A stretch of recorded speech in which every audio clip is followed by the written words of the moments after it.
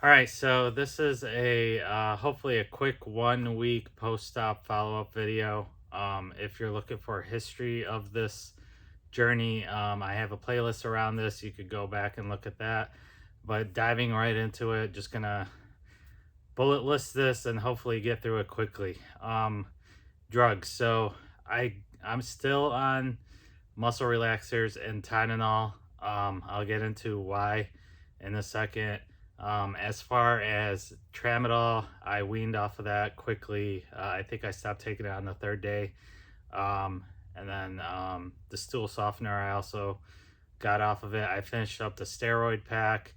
Um, and that's really, I've been taking Prilosec because I think I'm having a little bit more heartburn than maybe some other patients. But aside from that, that's all I'm really on right now. Um, Pain. So at the incision site, since surgery, really coming out of surgery, I haven't had any pain at the incision site, which is awesome. Um, in the throat, though, I still do have somewhat of a sore throat. It hasn't stopped me from being able to eat. Like, I think on the third night, I had pizza. You know, I was craving it. I was like, I want it, so I had it. Um, was tough to swallow that night, but still was able to. I'm able to eat whatever I want at this point. It's just I still have like this lingering irritation in my throat that's actually been causing me to cough this whole time. And I never mentioned that in previous videos, but I've had like a cough this whole time, that just irritation. And then like sometimes when my throat is dry and I swallow, I get like a quick stabbing pain, like just like a quick prick. It's irritating, but it's not like the end of the world. So I hope that goes away within the next week or two. Every morning I wake up and first thing I do, I swallow, make sure it's gone, and it's not. So that's unfortunate. Neck, I have a lot better mobility left and right now, as you could see. Um, Looking down is actually still kind of tough. I feel like the lower trap area when I try to do that, it's like pulling on my neck and it causes pain. So I think that's still inflammation. Traps, again, that's part of the reason I'm taking the muscle relaxers. Like traps and shoulders are still pretty tight, especially first thing in the morning when I wake up. And the muscle relaxer has kind of like worn off. And you're just like in bed sleeping all night, right? So that's been kind of tight. So I'm using the muscle relaxers to help alleviate that pain. And then arms, the pre-op pain that I used to have in my arms is gone. I think I'm having some residual like feelings at times, depending on the position of my arms, of some pain, but nowhere near what it was prior to the surgery. So I think that's just going to get better in time. So there's that. Neck brace. So I made a decision myself to stop wearing my neck brace anytime outside of in a car. There was a lot of conflicting instructions that I got coming out of the hospital. Like one nurse told me wear it 24/7. Another nurse told me I could take it off when I'm sitting or I'm, I think she said sleeping. I was heavily drugged up, so I don't remember. But I had multiple people tell me different things. The discharge instruction says something else. Then I see people's stories on Facebook and other YouTube videos saying that they don't have to wear it. I looked up like other clinical studies around neck brace usage post-op and stuff like that. Again, it's all conflicting. Nothing's the same. I haven't been in touch with my surgeon. Realistically, I don't think I'll ever talk to him again based on what I've seen. So I made the decision to stop wearing it. It was uncomfortable for me. Sleeping at night was really hard with it. It was irritating my throat even more, causing me to cough more. Honestly, in my personal opinion, I'm not saying anybody should do this or follow what I'm doing, but I feel like your neck needs to be able to move so you could break up those scar tissue and rebuild that strength. So I've been without it for since day 3. Again, same time I stopped taking the tramadol. I didn't wear it my third night. Been fine. So again, this is a personal choice. It's your body. Listen to your body.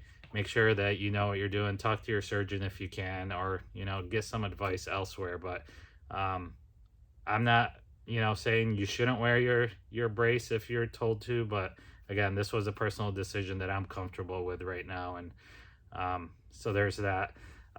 Sleeping has been hit or miss. I don't know if you're like me, you're really into like recovery, so you understand how important sleep is to your recovery. Um, I haven't been getting the greatest sleep still. Like I'm a side sleeper and I'm struggling a little bit to sleep on my side, but it's still better than sleeping on my back. So some nights it's better than the other, but I'm not getting that really good long deep sleep that I'm hoping for. So hopefully again that gets better in time. So today's exactly 1 week from my surgery, few hours off. I had it around like 12:30, 1 o'clock in the afternoon, and it's 7:30 in the morning right now. So a few hours out, but I am back to work. I work a desk job. I work in technology IT, so I have a hybrid schedule right now where I could work from home or in the office. So I'm working from home for the next few weeks. But yesterday I worked a full day. Honestly, I forgot I had surgery when I was working. That's like, I guess how good it's been as far as like during the daytime, just general sitting and stuff like that. Like it hasn't been bothersome. So I'm back to work. Had no issues working through the day, sitting upright in the chair. I got up and walked around a few times just because I know mentally I need to be doing that. Um, but yeah, that wasn't a problem for me. Uh, Walking, exercise, CrossFit. So I started walking second day out of surgery. I did a couple laps around the block. Then I started by the third or fourth day, I forget, I started walking like a mile at a time. Um, to me, that is so boring and mundane, and I can't stand it. So, um, yesterday I worked out. I'm fortunate enough that over the pandemic, I've been able to build out our garage to have a lot of equipment in it, and so um, yesterday I did a AMRAP per se. I'm using these crossover symmetry resistance bands.